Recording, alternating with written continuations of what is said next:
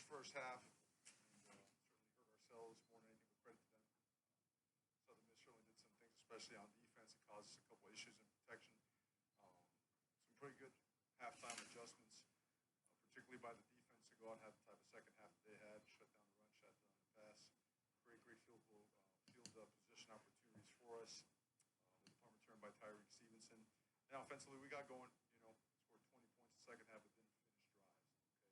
Okay, didn't finish them as much as because of what they did, as much as what we did to ourselves. So certainly, when you're 1-0 for the week, that's your goal. But certainly, we want to play more polished, more precise football.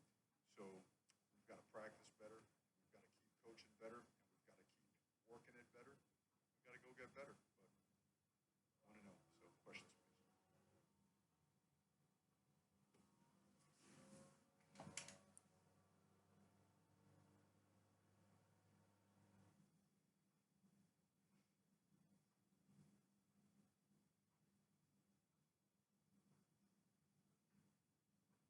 I think every minute that we get together is really, really important. We're getting to see being together now for what is it, 7, 8 months, maybe 9. You're starting to see and feel how guys are, how they react, how to coach them to the best of your ability, how to give them the best chance for success. So you want struggle in some way, shape, or form. You just don't want to cause it to yourself. That's the biggest difference. And today, the angles that they create with some of their pressures, and they do a great job mixing up their coverage. You saw trap coverage, you saw free buzz, you saw all kinds of stuff. Is that they create some really unique angles and with their pass rush lanes and their pressures, and we didn't adjust till later on in the second half and had some opportunities. Really wanted to score, obviously, on all those drives. We ended up kicking field goals. Good to have that. Good that Andy does that, but we want to finish with 7. We hurt ourselves, right? We block a guy, through the sideline, which we got to do a better job coaching. We coach him to finish. He finished them, out the other side. But so we got to, let go when we're on the sideline.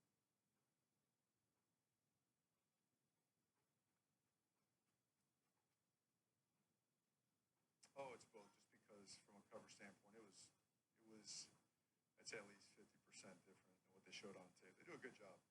And their defense coordinator really mixes it up. He's a really good young coach. Coach Hall, known him for a long time. We knew he was going to have some guys and he was going to be ready to play. But again, overcoming that sluggishness, maybe a little bit of anxiety. We work hard now. We go. And I thought we'd be a little bit more polished in the first half, but we weren't. And so what do? You go in there and you fix it. You come out. And I think we did a decent job in the second half, but did a great job on defense in the second half.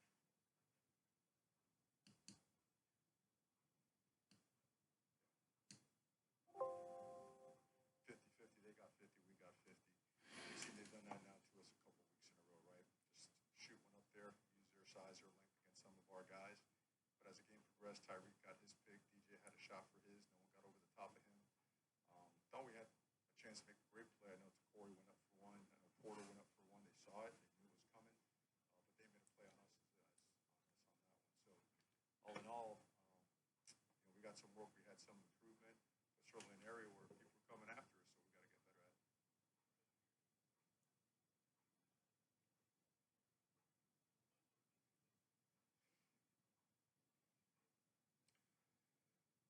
That we need to run harder.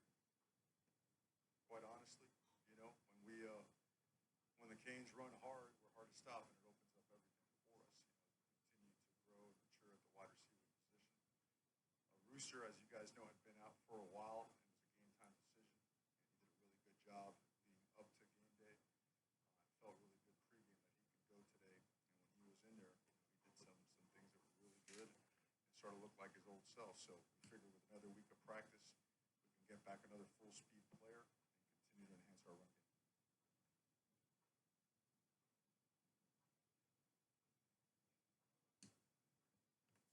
Yeah, we feel he is. He got linked up midweek in practice, and we thought we could get to game day and have a full-speed player. He wasn't there yet, so hopefully by tomorrow, by Monday, Tuesday, he will.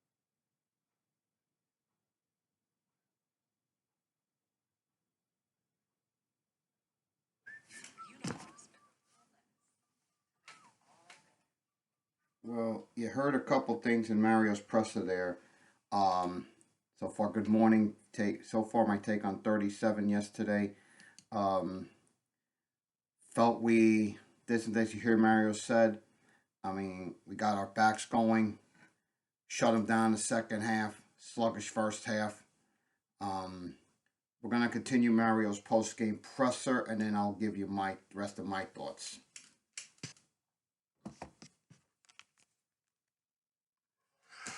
It's important for guys to get reps. You know, Zion had a great spring, and he's missed all the time leading up to about 2 weeks ago. When you start getting real practice reps, and when you're an offensive lineman, you need those reps. We talked about set lines earlier. Those things are hard. They're different, right? You're blocking rangy players, different length, different speed, different size. And Zion, you know, he knocked a lot of the rust out today. It'll be hard to tell, you know, without watching the film how he did.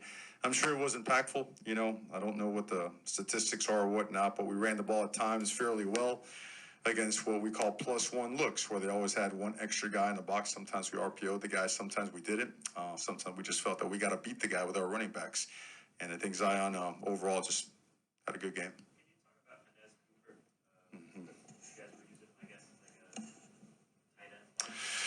Right. They run so many stunts, games, so much movement up front that we felt that the C and the D gap were going to have to be important in controlling. And so Inez has really shown himself as a really reliable, tough, smart, and dependable player. And obviously, he's about 355 pounds, you know, probably in moon pounds, but he's a big guy. You know, he could move some people. And we felt that if we could train him all week at the tight end position, that the C and D gaps could be something that we could expose throughout the course of the game. And it looks like we had more hits than misses, but it's a guy that's earned playing time. We want to get him on the field. So, yeah, that was him today, number 37. Mm-hmm. I thought Tyler did well. You know, he'd like to have that throw back the pick, right? We tried to hit the corner route. Safety got underneath it. And the shots that we had called, we had about 4 shots called where either we had a breakdown in protection or a breakdown on the route itself. But, you know, we tried to get some out there. The flea flicker, he threw it on the money. He had some other really good throws as well. You know, really proud of Restrepo because he got dinged up, you know, last week and a little bit in practice. And he went out there and he played, which shows the importance of Bashard and him getting better and better. So, but I think Tyler played a good game.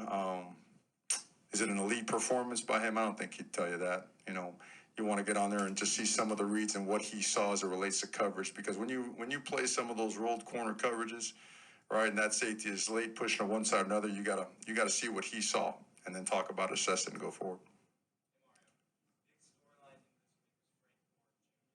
Right.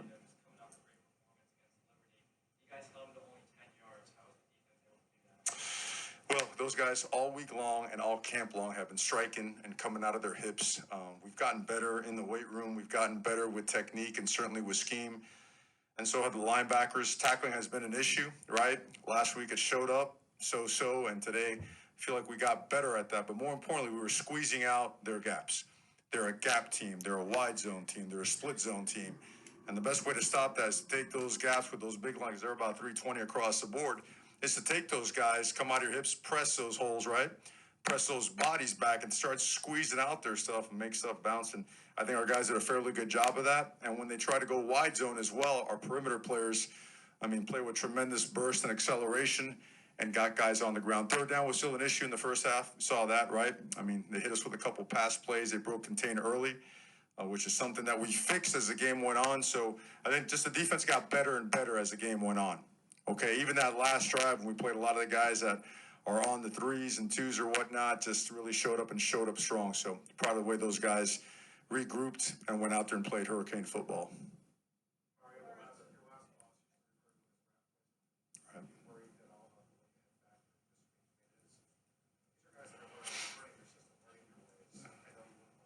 Right. I think you gotta just be on your, you know, you always got to be on your toes about stuff because you just don't know, right? And as you're learning each other, Coach Saban, as you're referring to, right? Everything is rat poison, right? You know, because everyone's immediately, I don't know whose phone this is, but the moment you come out of anything, guys want to look at that thing for what? What is that affirmation of, right? The affirmation is what you put on film. That's your resume, you know, and we really focus on being internally driven and gearing everything towards that, because everything outside of that, all the noise, the fluff, ain't going to help you when you're playing against really good football teams in crunch situations. So we get ahead of it by attacking it and bringing so much intensity and focus and pressure to practice that we try to somehow recreate what comes with big games and tough opponents. So, but that's always, I think, a concern, with the advent of social media and all the things that come with it. Last question for Coach. Texas A&M, Jimbo Fisher. I don't know if you've faced him before. I'm sorry. I don't believe so. Not as a head coach, but know each other. Tremendous amount of respect for him. Very talented football team. Most importantly, that we go back and we assess our film. Right, look at our holes. Right, where could we have been better today? Where can we firm up the things that we can be better at, so we can operate at a high level in a very hostile environment, as we know, against a really talented football team. But we tremendous amount of respect for Coach Fisher and his team. Okay, guys, thank you very much. Okay, you heard Mario's entire post-game presser there.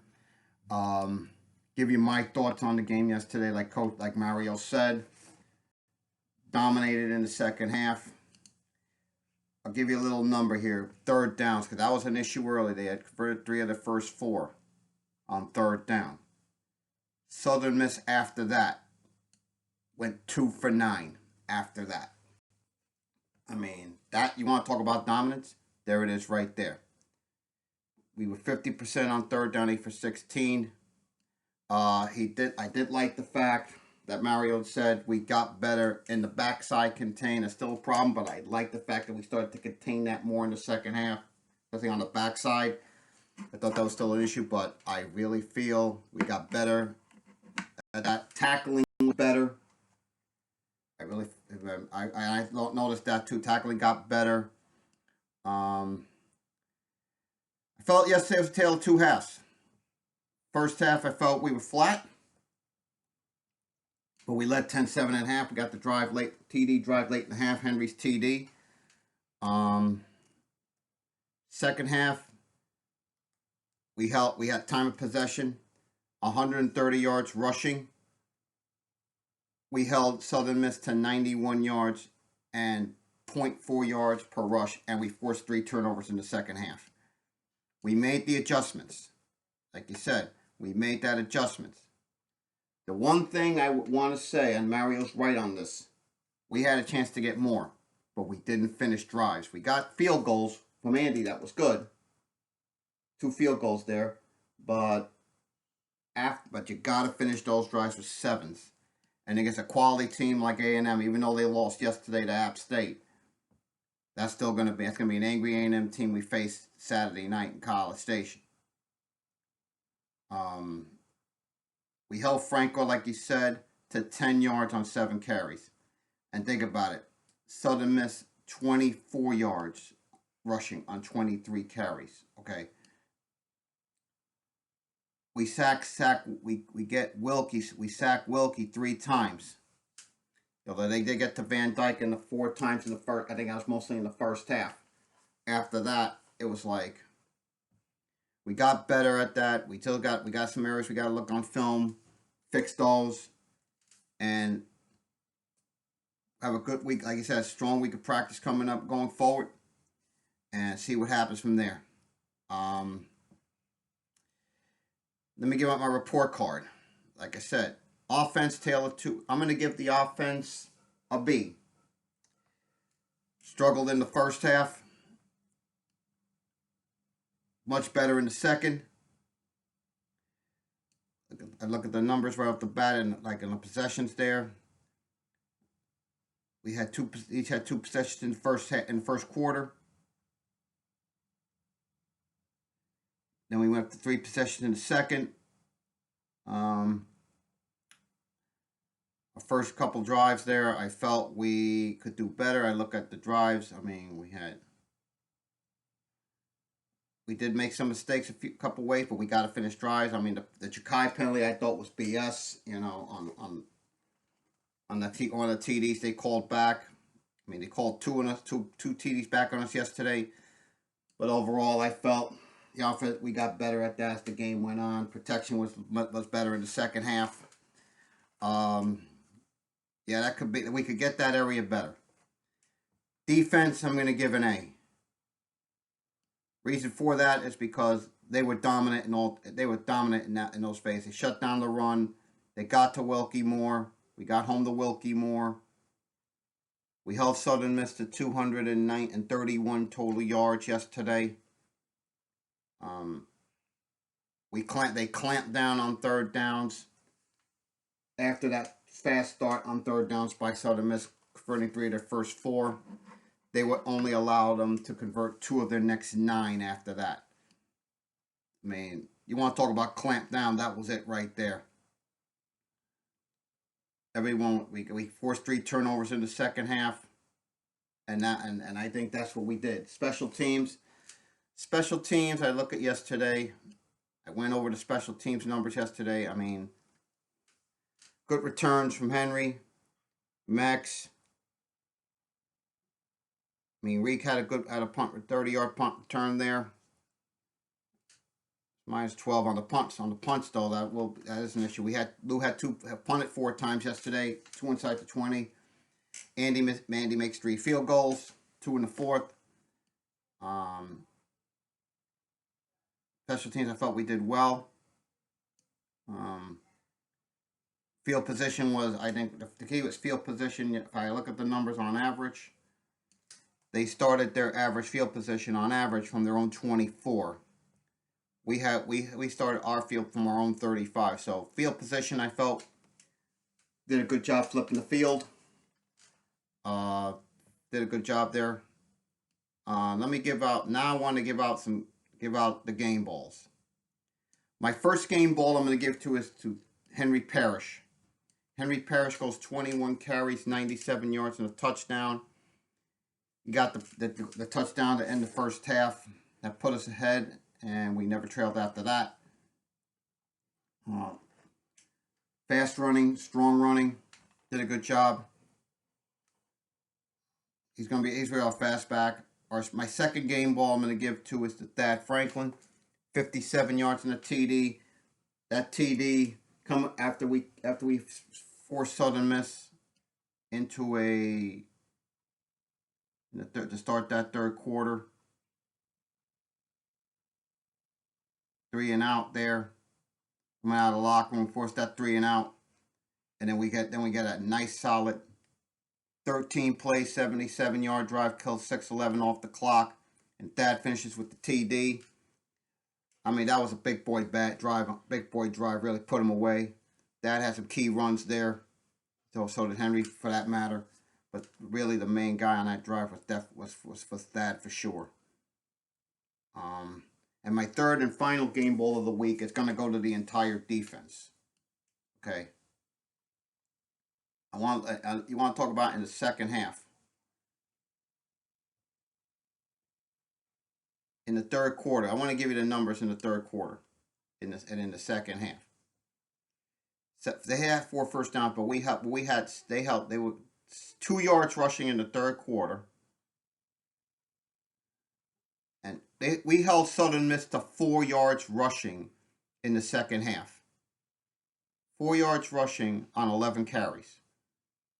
4 yards. And overall, and then you look at what happened. I mean, everything went right in the second half. They went 0 for 3. 0 for 3. Then the second half,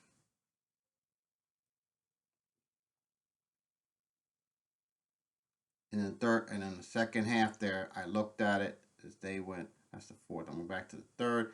And think about it, the third down. They went in the second half. They went 1 for 6 in the second half on third downs. Defense did a much better job doing that. And again, forced 3 turnovers. So,